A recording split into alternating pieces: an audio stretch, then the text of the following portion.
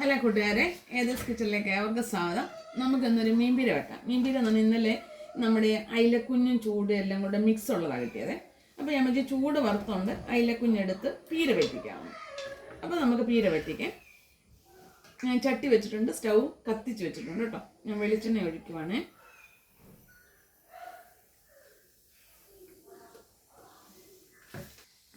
ഇത് മാങ്ങ ഉണ്ടല്ലോ, ഒരു 3 പൂള് കൊച്ചു മാങ്ങയുടെയാണ്. അത് കുഞ്ഞായിട്ട് അരിഞ്ഞേക്കുക.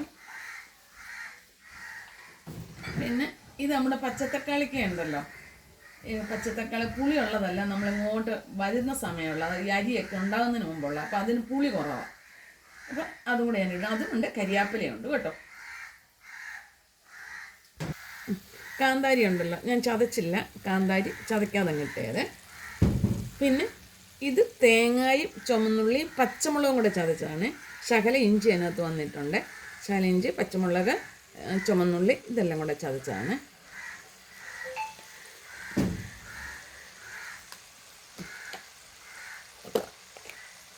മഞ്ഞപ്പറ്റീരിയാണ് കേട്ടോ, മഞ്ഞപ്പൊടി.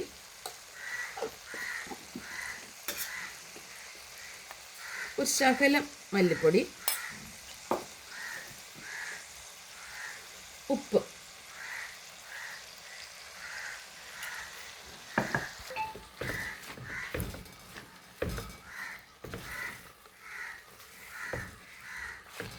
ഇത്തേക്ക് ഞാൻ അയിലക്കുഞ്ഞുണ്ടല്ലോ, ഇത് നമുക്ക് തേച്ച് കഴിയാൻ ഒത്തിരി പാടാം. അപ്പോൾ അതിന് ശകലം പിഴുപുളി ഉണ്ടല്ലോ, ഞെരടി ആ വെള്ളത്തിലോട്ട് ഇത് ഇടാമെന്നുണ്ടെങ്കിൽ നമ്മുടെ ഇതിനകത്ത് എല്ലാം അഴുക്കും. തോട്ടുപുളിയെക്കാട്ടി നല്ലതാണ് പിഴുപുളി. അത് നല്ല അങ്ങനെ എടുത്തതാണ്. അപ്പോൾ മൊത്തം ക്ലാച്ചിലൊക്കെ അങ്ങ് പൊയ്ക്കോളൂ. നമുക്ക് മിക്സ് ചെയ്യാം. മിക്സ് ചെയ്യട്ടെ.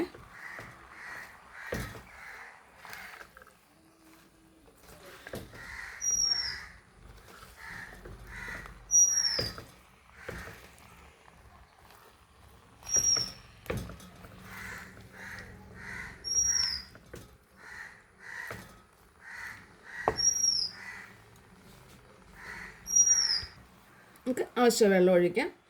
ഒത്തിരി വെള്ളം വേണ്ട, കാരണം അല്ലെങ്കിൽ കുഞ്ഞല്ലേ, അപ്പോൾ അതങ്ങ് വെന്തങ്ങ് പോകും. അപ്പം ആവശ്യത്തിനുള്ള വെള്ളം നമുക്ക് ചെറു തീ ഉപയോഗിക്കുമ്പോൾ അത് കറക്റ്റായിട്ട് വെന്ത് കിട്ടും. അടച്ചു വെക്കാം. നമ്മുടെ മീൻപീര റെഡി ആയിട്ടുണ്ട്. ഇതുണ്ട് പറ്റി.